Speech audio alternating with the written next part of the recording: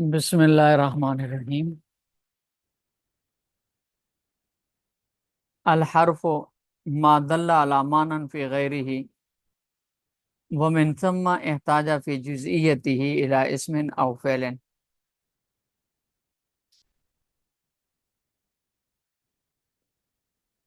مصنف رحمۃ اللہ علیہ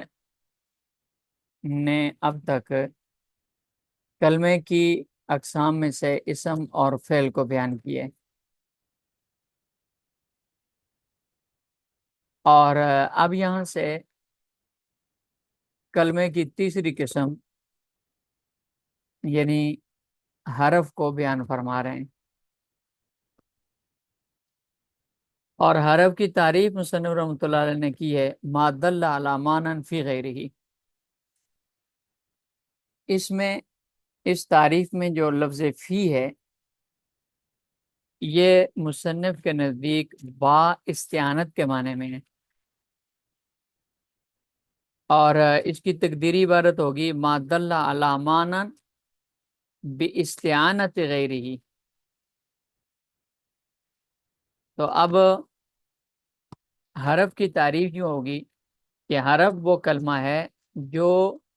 دوسری چیز کے ذریعے اس کی وجہ سے اپنی ذات میں موجود معنی پر دلالت کرے،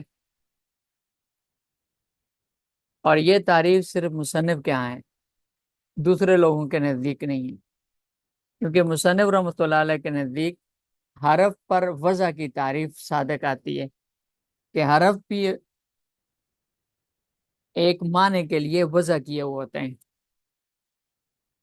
کیونکہ وضع کی تعریف ہے تعیین اللفظ بإزاء معنی،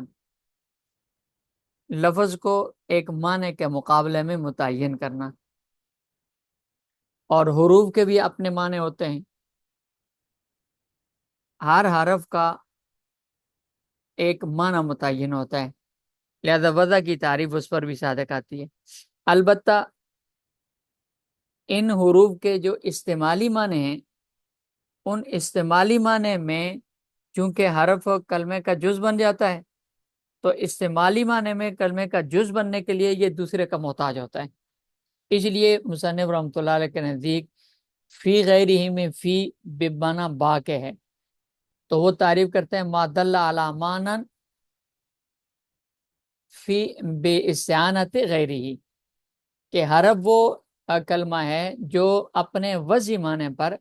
دلالت کرتا ہے لیکن دوسرے کی مدد سے، دوسرے کی وجہ سے، دوسرے کے ذریعے اپنے وضعی معنی پر دلالت کرتا ہے۔ اب اگر آپ خرج تو من کہتے ہیں، من کے ساتھ دوسرا لفظ فعل استعمال نہیں کرتے، صرف خرج تو من کہتے ہیں، تو اس من والا جو اپنا وضعی معنی ہے، من کا معنی ہے سے، تو وہ وضعی معنی معلوم نہیں ہو سکتا، اس وضعی معنی کو بتانے کے لیے اگلے اسم کا محتاج ہے۔ جب آپ کہیں گے خرج تو من الدار یا خرج تو من البصرۃ، تو پھر اس من والا جو معنی ہے وضعی وہ صحیح استعمال ہو جائے گا۔ خرج تو من البصرۃ میں بصرہ شہر سے نکل گیا، خرج تو من الدار میں گھر سے نکلا۔ ومن ثم احتاج فی جزئیتی الی اسم او فعل، اسی وجہ سے کہ یہ اپنے معنی کو دوسرے کے ذریعے مکمل کرتا ہے تو یہ کلام کا جز ہونے میں اسم یا فعل کا محتاج ہوتا ہے۔ حروف الجر، یہاں سے آگے مصنف رحمۃ اللہ علیہ حروف کی اور ان کے عمل کی تفصیلات بیان فرما رہے ہیں۔ سب سے پہلے مصنف رحمۃ اللہ علیہ نے حروف میں سے حروف عاملہ، آگے جتنے بھی حروف آ رہے ہیں وہ حروف عاملہ ہیں، تو حروف عاملہ کی مصنف رحمۃ اللہ علیہ بحث فرما رہے ہیں۔ تو مصنف نے حروف عاملہ میں سب سے پہلے حروف جارہ کو بیان کیا ہے، پھر اس کے بعد حروف مشبہ بالفعل کو بیان کریں گے۔ حروف جارہ کی تعریف مصنف نے فرمائی ہے ہوا ما وضع لافزاء فعل او معنی ہو الی ما یلیہ، کہ حروف جارہ وہ حروف ہیں جو فعل یا معنی فعل کو اپنے مابعد کی طرف پہنچانے کے لیے وضع کیے گئے، افزا کا معنی ہے پہنچانا، اور یا دوسرے الفاظ میں اس کو متعدی کرنا بھی کہتے ہیں۔ تو حروف جارہ وہ حروف ہیں جو فعل یا معنی فعل کو اپنے ماں بعد کی طرف متعدی کرنے کے لیے وضع کیا گیا۔ معنی فعل سے مراد یہاں اسماء مشتقہ سارے، اور اسی طرح جار مجرور ہے، اس میں ظرف ہے، اسماء افعال ہیں، اور اسی طرح ہر وہ اسم جس سے فعل، ہر وہ لفظ جس سے فعل کا معنی اخذ کیا جا سکتا ہو، جیسے اس میں اشارہ ہے اسے اشیرو کا معنی، ہاذا اس میں اشارہ ہے اسے اشیرو کا معنی اخذ کیا جاتا ہے، اور اسی طرح یا حرف ندا ہے، اسے ادو کا معنی حرف اخذ کیا جاتا ہے۔ تو حرف جر وہ ہوں گے ما وضع للافزاء بفعل او معنی الی ما یلی، جو فعل یا معنی فعل کو، تو معنی فعل میں یہ سب چیزیں آ جائیں گی، اپنے ماں بعد کی طرف پہنچانے کے لیے وضع کیے گئے ہیں۔ ما یلی ہی، جو اس کے بعد آئے، اس سے مراد اسم ہے، ما یلی سے مراد اسم ہے، اور پھر اسم بھی عام ہے، خواہ اس میں حقیقی ہو، جیسے مررت بزیدن، اس میں زیدن کے ساتھ ملانے کے لیے مرر تو فعل کو زیدن کے ساتھ ملانے کے لیے باجارہ استعمالی ہے، تو یہ زیدن اس میں حقیقی ہے، یا وہ اس میں تعویلی ہو۔ اس میں تعویلی یعنی وہ فعل مضارع یا وہ فعل جس کو حرف مصدر کے ذریعے سے مصدر کے معنی میں کیا گیا، جیسے قرآن کریم کی آیت ہے وَضَاقَتْ عَلَيْهِمُ الْأَرْضُ بِمَا رَحُبَتْ، اس میں راحبت فعل کو ما مصدریہ نے رحب مصدر کے معنی میں کیا ہے، عبارت ہے وَضَاقَتْ عَلَيْهِمُ الْأَرْضُ بِرَحْبِهَا، 11ویں سپارہ سورہ توبہ میں۔ وَيَا من و الا و حتی، یہاں سے مصنف حروف جارہ کی تعداد بیان فرما رہے ہیں۔ مصنف رحمۃ اللہ علیہ نے 19 حروف جارہ کو بیان فرمایا ہے، عام طور پر 17 بیان کیے جاتے ہیں، لیکن مصنف نے 19 کو بیان فرمایا، اس لیے کہ مصنف نے واو کو 2 جگہ ذکر کیا ہے، ایک واو ربا کی آگے آ رہا ہے، اور ایک واو قسمیہ، اور اسی طرح واو با کو بھی انہوں نے 2 جگہ ذکر کیا ہے، ایک با جارہ عام با، اور دوسرا با قسمیہ، تو گویا کہ با اور واو کو 4 جگہ پہ 2 کر کے ذکر کر دیا، تو تکرار ختم کریں گے قسم کے لیے تو پھر اس میں پھر 2 رہ جائیں گے، تو 17 کے 2 19 ہو گئے۔ وہی من، وہ یہ ہے من ہے، الہ ہے، حتی ہے، فی ہے، با ہے، لام ہے، ربا ہے، واو ربا ہے، واو قسم ہے، با قسمیہ ہے، تا قسمیہ ہے، عن ہے، علا ہے، قاف ہے، مز ہے، منز ہے، خلا، عدا، حاشا، یہ سارے کے سارے حروف جارہ ہیں۔ فمن للابتداء والتبیین، یہاں سے اب مصنف رحمۃ اللہ علیہ ان حروف جارہ میں سے آگے ہر ایک کی تفصیل بیان فرما رہے ہیں، اور ان کی تفصیل پر پھر یہ حروف جارہ کی بحث مکمل ہو جائے گی، آگے حروف مشبہ بالفعل شروع ہو جائیں گے۔ تو فرماتے ہیں کہ حروف جارہ میں سے پہلا من ہے۔ من 4 معنوں کے لیے استعمال ہوتا ہے، ویسے استعمال تو اور بھی بہت سارے معنوں کے لیے ہوتا ہے، لیکن مصنف رحمۃ اللہ نے صرف 4 معنی ذکر کیے ہیں، ایک ہے ابتدا، نمبر 2 تبیین، نمبر 3 تبعیض، نمبر 4 زائدہ۔ فمن للابتداء والتبیین والتبعیض وزائدۃ فی غیر الموجب، تو من کا پہلا معنی ہے ابتدا، یعنی کسی چیز کی ابتدا بیان کرنے کے لیے آتا ہے، جس کو عام اصطلاح میں ابتداء غایت کہا جاتا ہے، خواہ غایت زمانیہ ہو یا غایت مکانیہ ہو، جیسے سرت من البصرۃ الی الکوفۃ، اسی طرح قرأت الکتاب، قرأت ھذا الکتاب من اولی الی آخری، اسی طرح لمسجد اسس علی التقوی من اول یوم، تو یہ ابتدا زمانی ہو یا ابتدا مکانی ہو، دونوں کے لیے یہ استعمال ہوتا ہے، راجح قول یہی ہے۔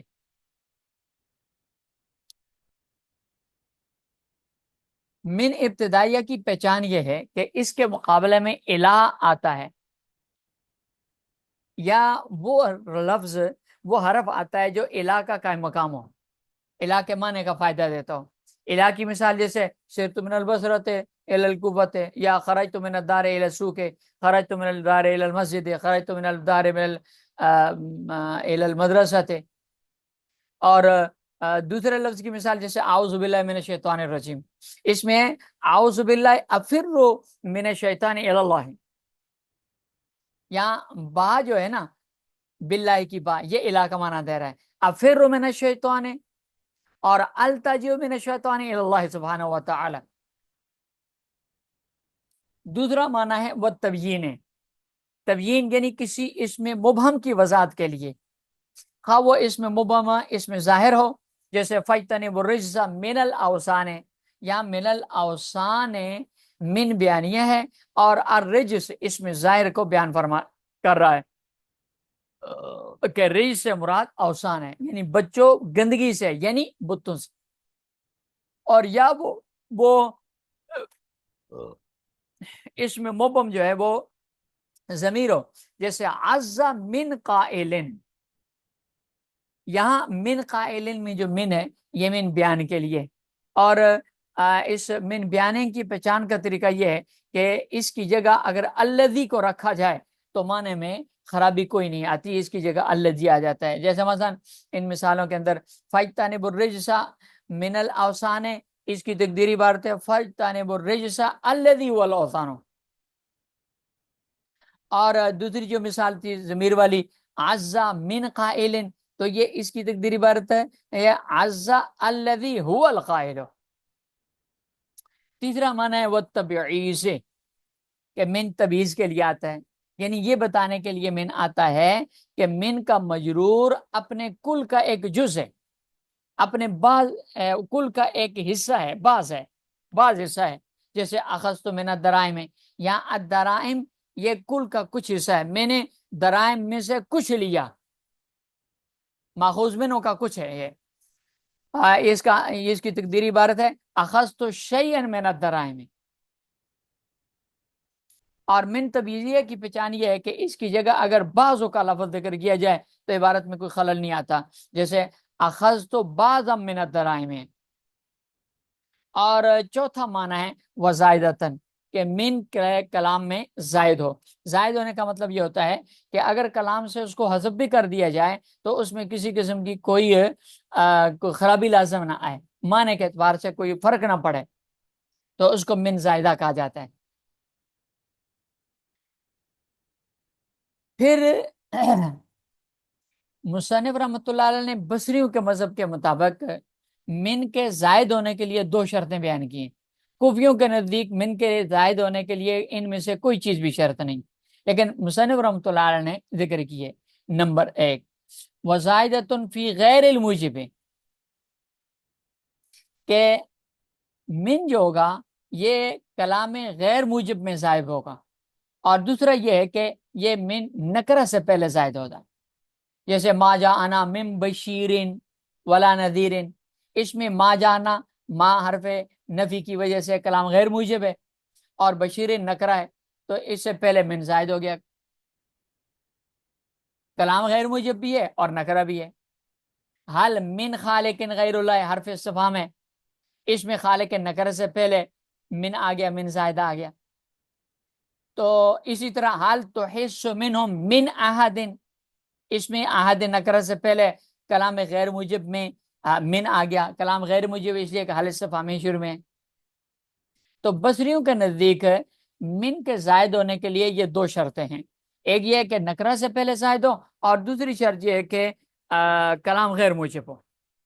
جبکہ امام اخفش رحمۃ اللہ علیہ اور کوفی حضرات کے نزدیک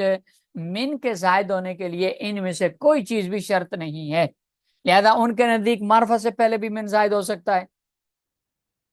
اور کلام موجب میں بھی من زائد ہو سکتا ہے، جیسے وَلَقَدْ جَاءَكَ مِن نَبَإِ الْمُرْسَلِينَ، اس میں وَلَقَدْ جَاءَكَ مِن نَبَإِ الْمُرْسَلِينَ کلام موجب ہے، کیونکہ اس میں کوئی نفی نہیں ہے، استفہام وغیرہ نہیں ہے، کلام بھی موجب ہے۔ اور نبأ المرسلین جو ہے یہ مرکب اضافی ہو چکی، الف لام معرب لام کی طرح مضاف ہونے کی وجہ سے نبا کا لفظ بھی معرفہ ہے، تو معرفہ میں زائد ہے اور کلام موجب میں زائد ہے، یہ من زائد ہے۔ اصل میں وَلَقَدْ جَاءَكَ نبأ المرسلین ہے، نبأ المرسل یہ اس کا جاء کا فاعل ہے۔ اسی طرح یغفر لکم من ذنوبکم، اس میں بھی ذنوبکم معرفہ ہے، اس سے پہلے من زائد ہے، اے یغفر لکم ذنوبکم ہے۔ اسی طرح قد کانا من مطرن، اس کو مصنف رحمۃ اللہ نے بھی ذکر کیا ہے، قد کانا من مطرن، اور اس میں مطرن نکرہ ہے، اور اس سے پہلے کلام موجب ہے، اور کلام موجب میں من زائد ہے۔ تو مصنف رحمۃ اللہ علیہ نے کوفیوں کی صرف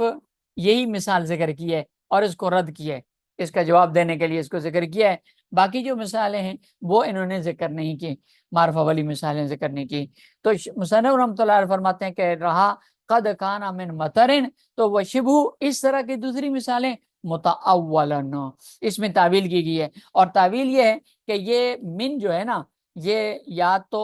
زائدہ ہے یا پھر من تبیزیہ ہے، یا حکایت کے لیے۔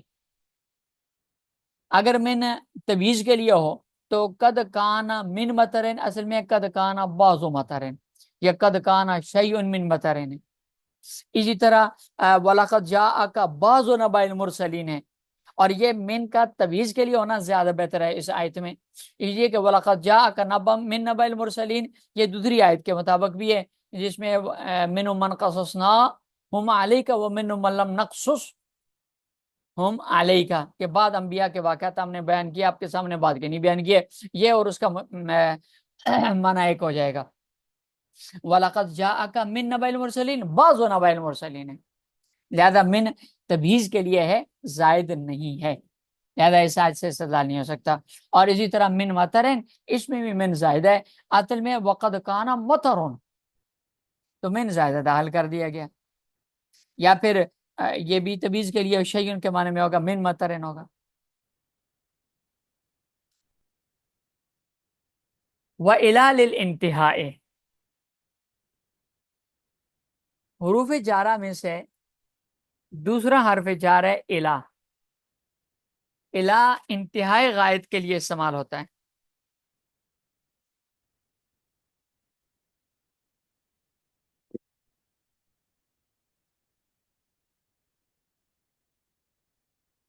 وہ بمانا مع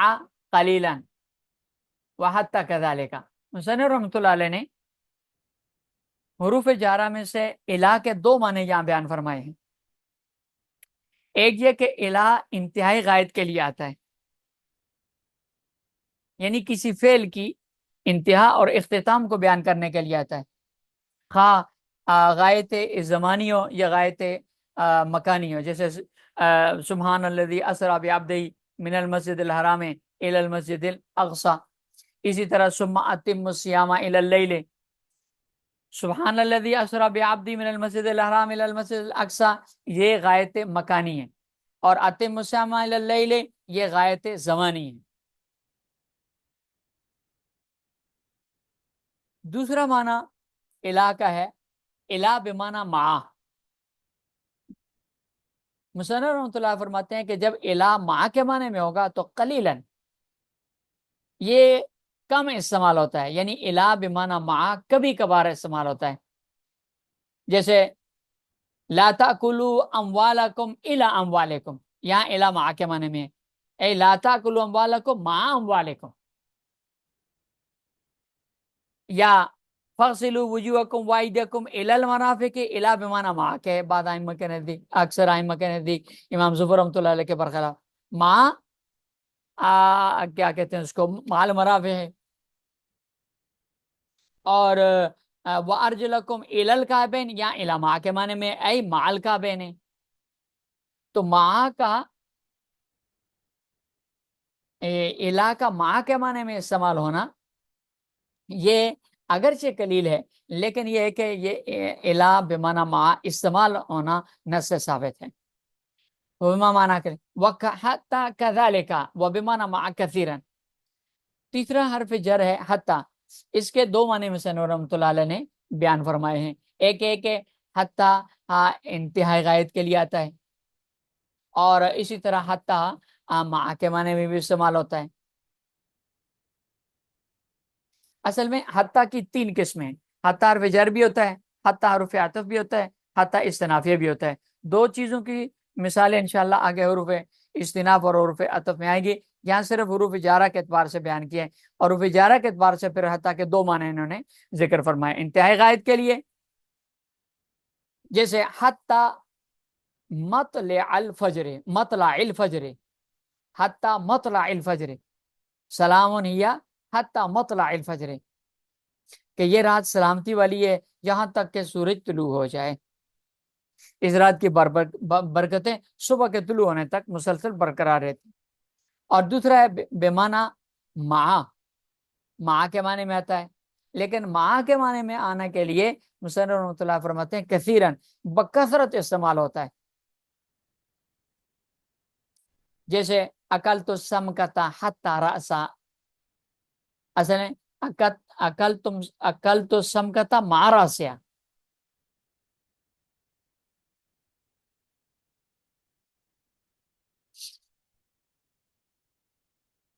وَيَخْتَصُّ بِالظَّاهِرِ خِلَافًا لِلْمُبَرَّةِ. مصنف رحمۃ اللہ علیہ فرماتے ہیں کہ حتی جمہور ناویوں کے نزدیک اس میں ظاہر کے ساتھ خاص ہے. یہ اصل میں حتی اور الا کے درمیان فرق بیان فرما رہے ہیں کہ جمہور ناویوں امام سیبوی، امام خلیل بن احمد وغیرہ کے نزدیک حتی صرف اس میں ظاہر پر داخل ہوتا ہے، ضمیر پر داخل نہیں ہوتا. لہذا حتی کا، حتی ہو نہیں کہہ سکتے. جبکہ الا اس جارہ یہ اس میں ظاہر اور ضمیر دونوں کے لیے استعمال ہوتا ہے. الیہ، الیکا، الہو، الاللہ، یہ سب جائز. جبکہ امام مبرد رحمۃ اللہ علیہ کے نزدیک الہ کی طرح حتی اس میں ظاہر اور ضمیر دونوں پر داخل ہوتا ہے. ان کے نزدیک الہ اور حتی میں کوئی فرق نہیں، لیکن مصنف رحمۃ اللہ نے جمہور کے مسلک کے مطابق فرق بیان فرما دیا ہے.